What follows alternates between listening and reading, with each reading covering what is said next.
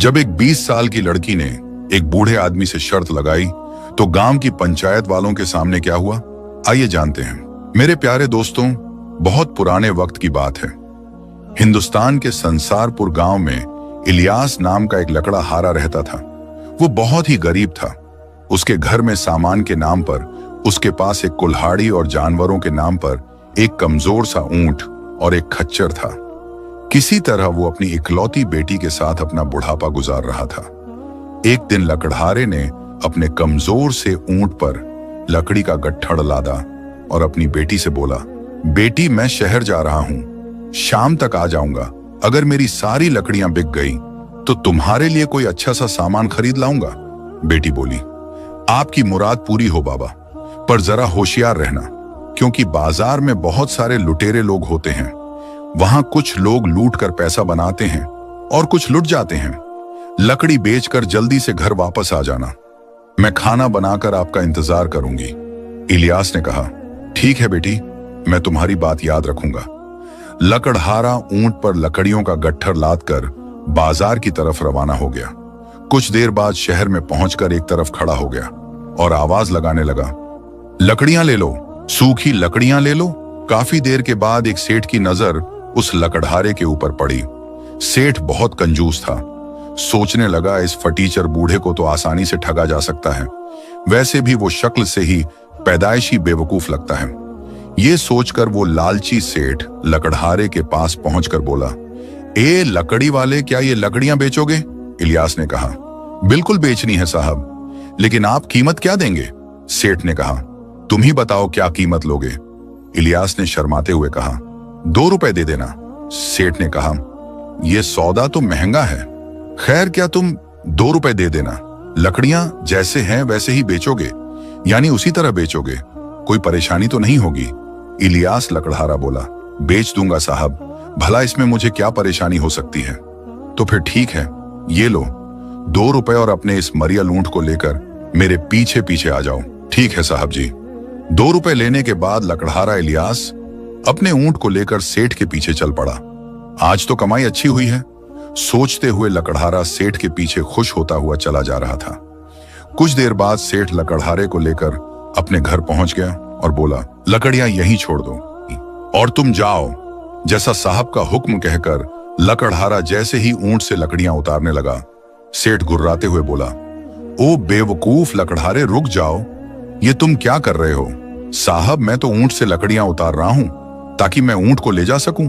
सेठ बोला, अरे बड़ा बदमाश है, क्या तुझे अपनी जुबान याद नहीं जो तूने लकड़ियां बेचते वक्त मुझसे की थी? लकड़हारा घबराकर बोला, कैसी शर्त हुजूर? मैं कुछ समझा नहीं।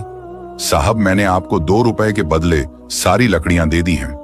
अब लकड़ियां उतारकर मैं अपना ऊंट लेकर जा रहा हूं। सेठ हंसते हुए बोला, सारी लकड़ियां ही नहीं बल्कि 2 रुपए के बदले तूने मुझे अपना ऊंट भी बेचा है। क्या तूने इस बात को नहीं कहा था और लकड़ियां बेचना कबूल नहीं किया था कि लकड़ियां जिस हालात में हैं उसी हालात में बेचेगा? सेठ की बात सुनकर इलियास के होश उड़ गए। साहब, आप ये कैसी बात कर रहे हैं? सेठ मुस्कुराते हुए बोला, शर्त के मुताबिक अब ये ऊंट मेरा है। तुझे अपने माल की कीमत मिल चुकी है, इसलिए तू यहां से निकल जा, नहीं तो मैं धक्के मारकर निकालूंगा। इलियास रोते हुए कहने लगा, नहीं नहीं साहब, ऐसा मत कहो, मैं गरीब आदमी हूं, मेरे घर में मेरी जवान बेटी है, मुझे उसके हाथ पीले करने हैं, मैं बर्बाद हो जाऊंगा। लकड़हारा बहुत गिड़गिड़ाया, लेकिन सेठ कहां मानने वाला था। उसकी एक न सुनी, बल्कि उसने आसपास के लोगों को भी इकट्ठा कर लिया और सबसे कहने लगा, देख लो भाइयों, इस लकड़हारे की चालाकी, पहले सौदा किया, अब मुकर रहा है और सीना जोरी भी कर रहा है। क्या ये तरस खाने लायक है? नहीं नहीं, बिल्कुल नहीं। फिर इसकी गुस्ताखी की वजह से इसके साथ क्या बर्ताव करना चाहिए? एक आदमी ने कहा, सेठ जी मेरी मानो तो इसे सरपंच के पास ले चलो। लोगों ने कहा, हाँ हाँ, यही ठीक रहेगा। लोगों के कहने पर सेठ आदमी लकड़हारे को सरपंच जी के पास ले गया, जो कि उस सेठ का गहरा दोस्त था, और उसने सरपंच को सारा किस्सा सुनाया। सारी बात सुनकर सरपंच ने अपने दोस्त के हक में ही फैसला सुना दिया। सरपंच ने कहा, लकड़हारे को अपने सामान की पूरी रकम मिल चुकी है और इसने गाहक की शर्त कबूल की है। इसलिए कसूर इसी का है। अब ऊंट पर लकड़हारे का कोई हक नहीं। इलियास दुखी मन से सोचता हुआ जा रहा था, ओहो, गरीब के लिए यहां भी इंसाफ नहीं है। बेचारा इलियास अपने किस्मत पर आंसू बहाता हुआ अपने घर पहुंच गया तो लकड़हारे की बेटी नूर ने अपने बाबा की आंखों में आंसू देखकर पूछा, बाबा सब ठीक तो है? लकड़हारा लंबी सांस खींचकर बोला, क्या बताऊं बेटी, हमारे तो नसीब ही फूटे हैं। वैसे ही हमारे पास कुछ नहीं था, आज हमारा ऊंट भी हाथ से निकल गया। इलियास ने सारी कहानी नूर को सुनाई। सारी बातें सुनकर नूर ने अपने बाबा की हौसला अफजाई करते हुए कहा, तुम फिक्र ना करो बाबा, सब ठीक हो जाएगा। अल्लाह के घर देर है पर अंधेर नहीं। खाना खाकर दोनों बाप बेटी सो गए, लेकिन अगले दिन सुबह को ऊंट के गम की वजह से इलियास चारपाई से उठ ना सका। अपने बाबा की हालत देखकर नूर बोली, मेरे अच्छे बाबा, आज तुम्हारी तबीयत ठीक नहीं है, इसलिए आज मैं लकड़ियां बेचने जा रही हूं। शायद मैं लकड़ियां अच्छी कीमत पर बेच सकूं। इलियास बोला, जैसा तुम ठीक समझो बेटी, जाओ, मैं तुम्हारे लौटने का इंतजार करूंगा। बेटी नूर ने बूढ़े खच्चर पर लकड़ी का गट्ठर लादा और शहर की तरफ रवाना हो गई। सोचती जा रही थी, अगर वो धोखेबाज मक्कार सेठ मुझे मिल गया तो मैं उसे छठी का दूध याद दिला दूंगी। शहर पहुंचकर उसने आवाज लगाई, लकड़ियां ले लो, सूखी लकड़ियां, सस्ते में ले लो, सूखी लकड़ियां। उस दिन भी वो सेठ किसी को ठगने बाजार आया हुआ था। उसने लकड़ियां बेच रही नूर की तरफ देखा। वाह, आज फिर से एक शिकार मेरे लिए आया है। कल एक ऊंट मिला था, आज लकड़ियों के साथ पूरा खच्चर मिल जाएगा। इतना सोचकर सेठ नूर के पास पहुंचा और बोला, ऐ लड़की, क्या अपनी लकड़ियां बेचनी है? नूर ने कहा, हाँ हुजूर। सेठ ने पूछा, क्या कीमत है? नूर बोली, कीमत है 3 रुपए हुजूर। सेठ होशियारी दिखाता हुआ बोला, महंगा सौदा है, क्या दाम कुछ कम नहीं करोगी? नूर बोली, सौदा 4 सिक्कों में भी आपको महंगा नहीं पड़ेगा हुजूर। लकड़ियां बिल्कुल सूखी हैं, मंजूर हो तो कहो। सेठ सोचने लगा, ये लड़की तो बहुत सियाणी लग रही है। खैर कोई बात नहीं, जल्दी इसकी सारी होशियारी निकल जाएगी। सेठ सोच ही रहा था कि नूर बोल पड़ी, क्या सोचने लगे साहब, जल्दी बताइए वरना मैं किसी दूसरे को आवाज दूं। सेठ बोला, ठीक है, मुझे 3 सिक्कों में सौदा मंजूर है, लेकिन ये लकड़ियां जिस हालत में हैं उसी हालत में बेचनी होगी। क्या तुम्हें मंजूर है? धनी की बात सुनकर नूर चौंक गई। ओहो, तो ये वही मक्कार ठग सेठ है। आज इसकी खैर नहीं, ऐसा बदला लूंगी कि जिंदगी भर नहीं भूलेगा। नूर सोच ही रही थी कि तभी सेठ बोल पड़ा, अरे लड़की, जवाब जल्दी दो, मेरे पास फालतू वक्त नहीं है। ठीक है हुजूर, बेच दूंगी, लेकिन मेरी भी एक शर्त है कि आप भी मुझे पैसे उसी हालत में देंगे जिस हालत में वे होंगे। नूर की बात सुनकर सेठ थोड़ा हैरान रह गया, लेकिन फिर मुस्कुराता हुआ बोला, ठीक है, मुझे तुम्हारी शर्त मंजूर है। देर ना करके अपने खच्चर को मेरे पीछे पीछे लेकर चलो। नूर अपने खच्चर को सेठ के पीछे पीछे लेकर चलने लगी। धोखेबाज कहीं का अपने आप को बड़ा होशियार समझ रहा है, जब हकीकत सामने आएगी तो खून के आंसू रोएगा। नूर सोचते हुए सेठ के घर पहुंच गई और पूछने लगी, हुजूर लकड़ियां कहां रखूं? सेठ बोला, अरे मूर्ख लड़की, तूने क्या सौदा किया था? भूल गई तो मैं याद दिलाऊंगा। नूर अफसोस करते हुए बोली, सेठ जी, मैं तो बिल्कुल ही भूल गई थी, माफी चाहती हूं, अभी खच्चर बांध देती हूं। और नूर ने चुपचाप खच्चर को खंबे से बांध दिया। आपका काम हो गया हुजूर, लाइए, अब मुझे भी मेरी कीमत दे दीजिए। जरूर लो, संभालो अपने सौदे की कीमत। ठहरो साहब, ये आप क्या कर रहे हैं? तो सौदे के हिसाब से आपने लकड़ियां जिस हालत में थीं उसी हालत में खरीदी और लकड़ियों के साथ साथ मेरा खच्चर भी आपको मिल गया। लेकिन आपने मुझसे भी तो यह वादा किया था कि आप पैसे उसी हालात में देंगे जिस हालात में वे होंगे, इसलिए इस वक्त वे आपके एक हाथ के साथ हैं।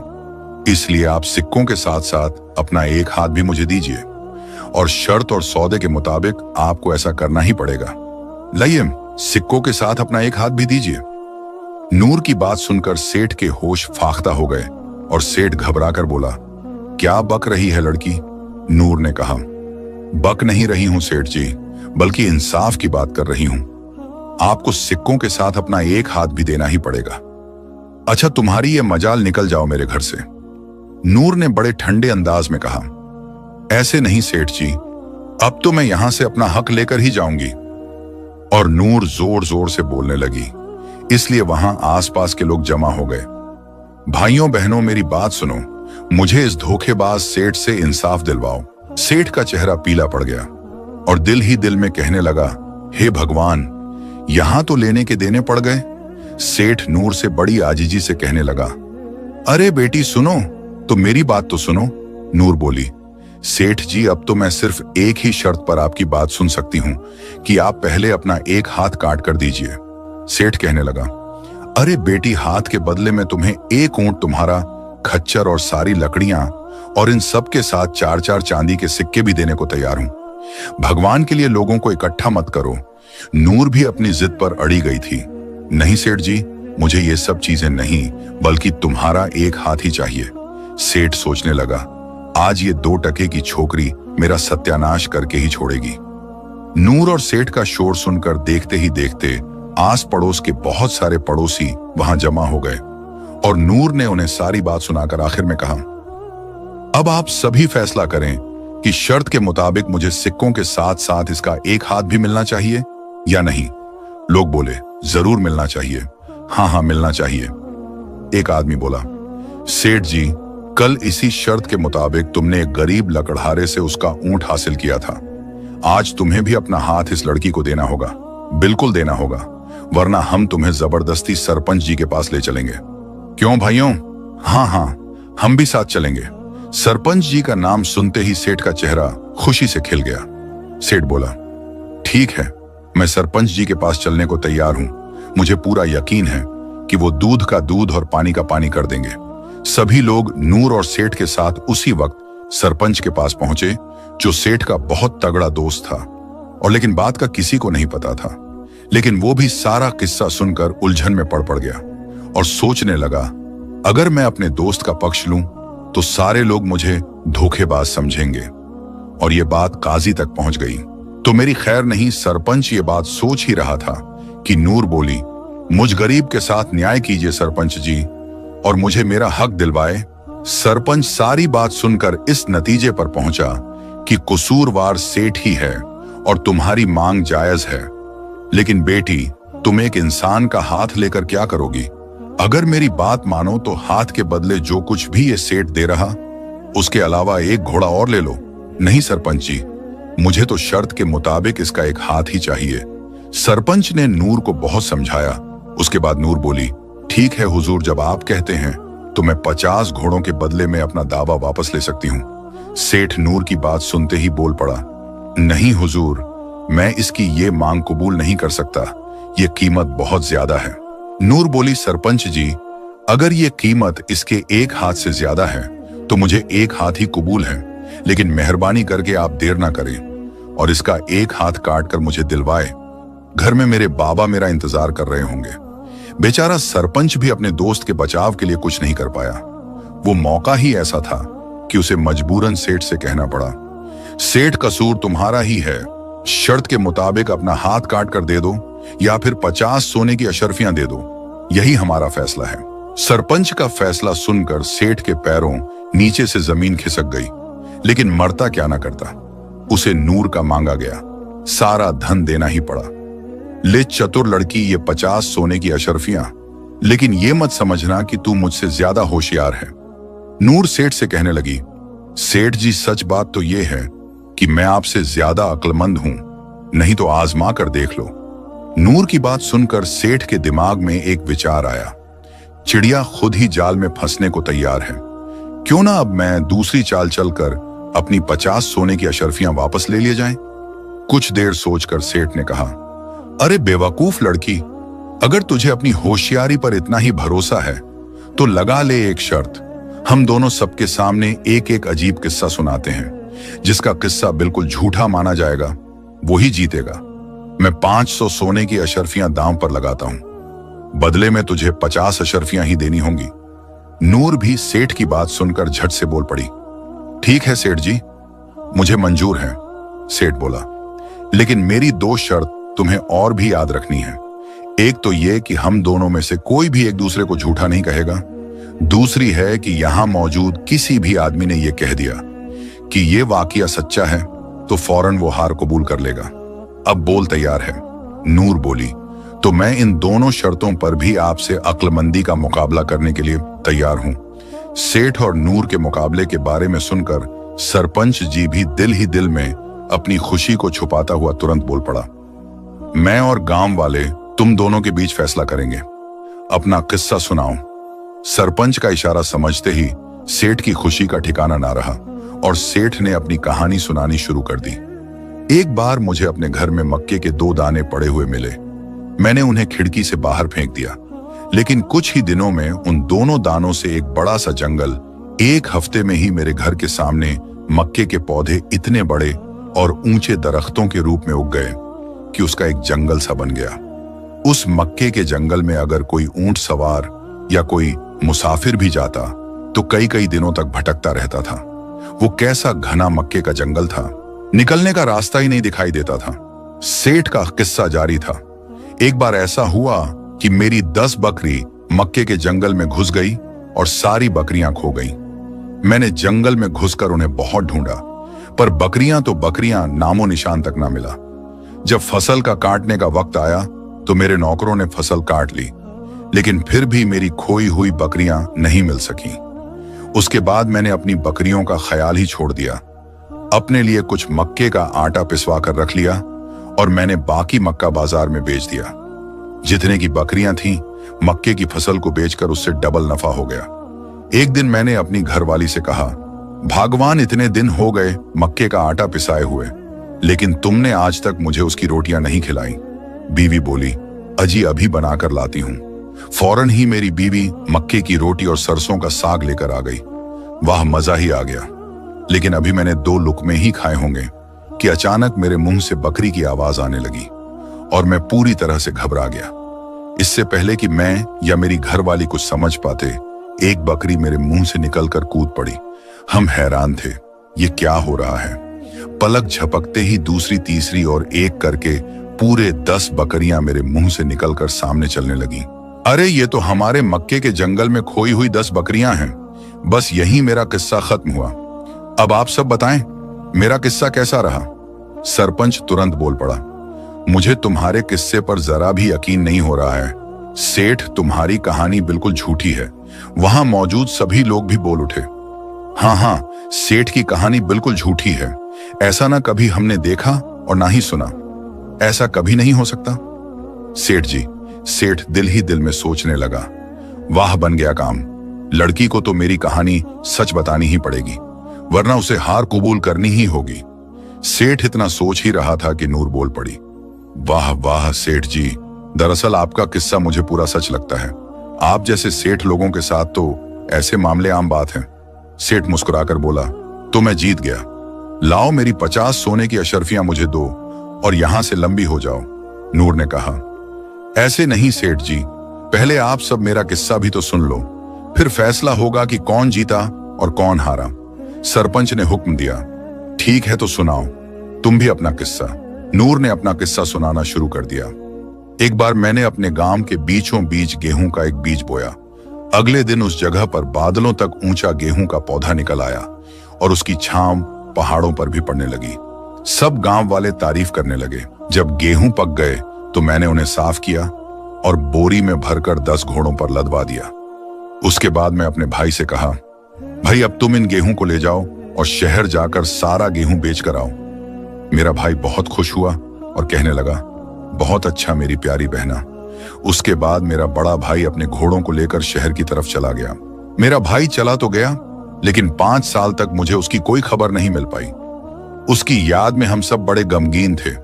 पता नहीं मेरे भाई के साथ क्या गुजर रही होगी। अब किसको भाई कहां करूंगी। लेकिन सरपंच जी, अभी कुछ ही दिन पहले मुझे उड़ती हुई खबर मिली कि रास्ते में किसी आदमी ने उसे लूट मारकर खत्म कर दिया। नूर की कहानी सुनकर सरपंच समेत वहां के सारे आदमी चौंक पड़े।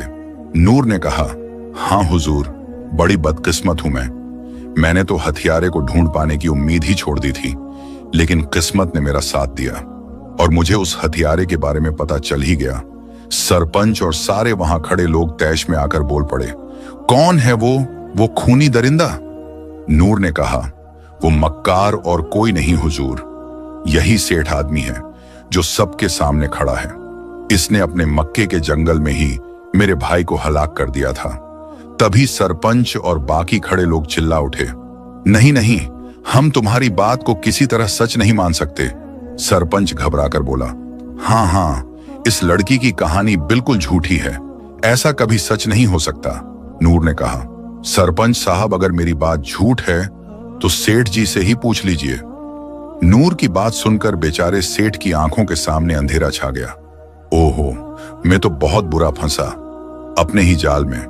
अगर मैं इसकी बात को झूठ कहूं तो मुझे इस लड़की को 500 अशर्फियां देनी होंगी, और अगर सच कहूं तो उससे भी बुरा होगा। ये लड़की अपने मरे हुए भाई का हर्जाना मांगेगी, साथ ही साथ गेहूं से लदे 10 घोड़े भी मुझे ही देने पड़ेंगे, और हो सकता है मुझे फांसी पर भी लटका दिया जाए। सेठ अपने आप को कोसता हुआ सोच ही रहा था कि नूर बोल पड़ी, क्या सोच रहे हो सेठ जी, जल्दी कहिए, मैं झूठ बोल रही हूं या फिर सच। नूर की कहानी जल्दी ही सरपंच की समझ में भी आ गई। सरपंच सोचने लगा, इस लड़की ने तो बड़ी होशियारी से मेरे दोस्त को फंसा दिया, इसे झुठला भी नहीं सकते क्योंकि यहां बहुत सारे लोग मौजूद हैं। मैं चाहकर भी बाहर अपने दोस्त की कोई मदद नहीं कर सकता। सरपंच सोच रहा था कि सेठ ने उम्मीद भरी नजरों से अपने दोस्त सरपंच की तरफ देखा तो सरपंच को बोलना ही पड़ा, मेरी तरफ मत देखो सेठ जी, जल्दी से जवाब दीजिए, लड़की सच बोल रही या झूठ। बेचारे सेठ के सब्र का पैमाना टूट गया और वो फूट फूट कर रोते हुए चीखने लगा और कहने लगा, रब करे तेरी जुबान कटकर गिर जाए, झूठी लड़की, तू बिल्कुल झूठ बोलती है, बड़ी झूठी। ये सुनते ही नूर मुस्कुराकर बोली, इसका मतलब मैं चतुराई के मुकाबले में आपसे जीत गई, लाओ मेरी 500 अशर्फियां दीजिए मुझे। सेठ ने चुपचाप 500 सोने की अशर्फियां नूर को दे दी और अशर्फियों से भरी थैली उसकी तरफ बढ़ा दी, और सेठ ने नूर से कहा, ये लो 500 सोने की अशर्फियों की थैली और फौरन यहां से चली जा, वरना मैं इसी वक्त तेरी गर्दन दबा दूंगा, चाहे बाद में मेरे साथ जो कुछ भी हो। नूर ने मुस्कुराते हुए कहा, मैं तो जा रही हूं सेठ जी, लेकिन मेरी 2 बातें अपनी जिंदगी में हमेशा याद रखना। पहली ये कि किसी भी कमजोर और गरीब पर जुल्म मत करना, और दूसरी ये कि किसी को भी कम उम्र समझकर उससे अक्लमंदी के मामले में शर्त मत लगाना, वरना वो तुम्हारी जिंदगी की सबसे बड़ी गलती हो सकती है। बेचारा सेठ अपने के पर पछताने के अलावा उसके पास दूसरा कोई रास्ता नहीं बचा, और नूर सेठ से अपनी जीती हुई सोने की अशर्फियां लेकर अपने घर आ रही थी। उसका बाप दरवाजे के बाहर टकटकी लगाए अपनी बेटी का इंतजार कर रहा था। अपनी बेटी को देखकर इलियास की खुशी का ठिकाना नहीं रहा, लेकिन अपनी बेटी को बिना गधे के वापस लौटते देखकर उसे बड़ा झटका लगा। अरे, उसके साथ तो गधा है ही नहीं, कहीं मेरे जैसे उसके साथ भी तो नहीं हो गया, सोचकर बेचारे लकड़हारे का दिल कांपने लगा। लेकिन जब नूर ने उसके पास पहुंचकर सारी कहानी सुनाई और 550 सोने की अशर्फियां दिखाई तो लकड़हारे की खुशी का ठिकाना ना रहा था। इलियास लकड़हारा खुशी से बोल पड़ा, मेरी प्यारी बेटी, मैं आज तक नहीं समझ पाया था कि मेरी बेटी इतनी समझदार और बड़ी हो गई है। उसके बाद लकड़हारे ने गांव में बड़ी सी हवेली बनाई और अपनी बेटी की बड़ी धूमधाम से शादी कर दी और अपने दामाद को घर जमाई रख लिया। उसके बाद तीनों खुशी खुशी अपनी जिंदगी गुजारने लगे। तो दोस्तों, ये थी आज की कहानी। पसंद आई हो तो लाइक करें और चैनल को सब्सक्राइब करें, बेल आइकन का बटन भी दबाएं। शुक्रिया।